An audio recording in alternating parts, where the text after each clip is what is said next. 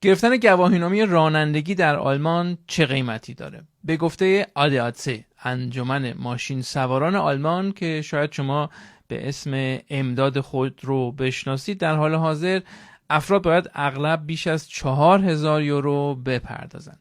ADAC جدیداً از بسیاری از رانندگان مبتدی در این مورد سوال کرده و یکی از سخنگویان ADAC میگه که در 3 یا 4 سال گذشته گواهینامه رانندگی به طور قابل توجهی گرون شده و مثلا الان به حدود 4400 یورو رسیده. 3 سال پیش بین 2300 تا 3500 یورو بوده.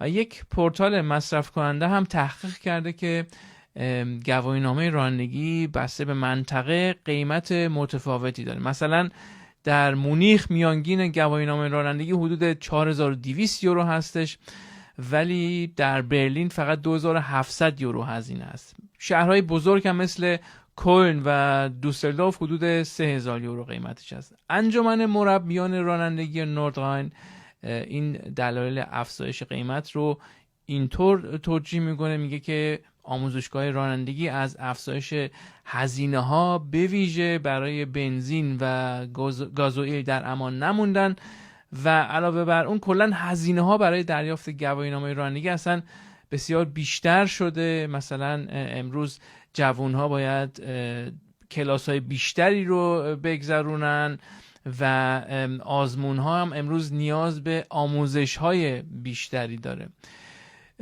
ADAC گزینه‌هایی رو هم برای پایین نگه داشتن قیمت‌های گواهینامه رانندگی پیشنهاد کرده. مثلا میگه که دوره آموزش رانندگی رو در یک مرحله طی کنید، چون اگه ول کنید و بعد دوباره بیاد شروع کنید و اینها یه ذره این میتونه گرون بشه، باید هزینه‌های بیشتری پرداخت کنید، به ساعت بیشتری نیاز دارید، بنابراین باید بیشتر بپردازید و مقایسه قیمت ها هم ارزش داره. برخی از آموزشگاه ها به طور قابل توجهی طبق گفته های ADAC ارزونتر از بقیه هستن.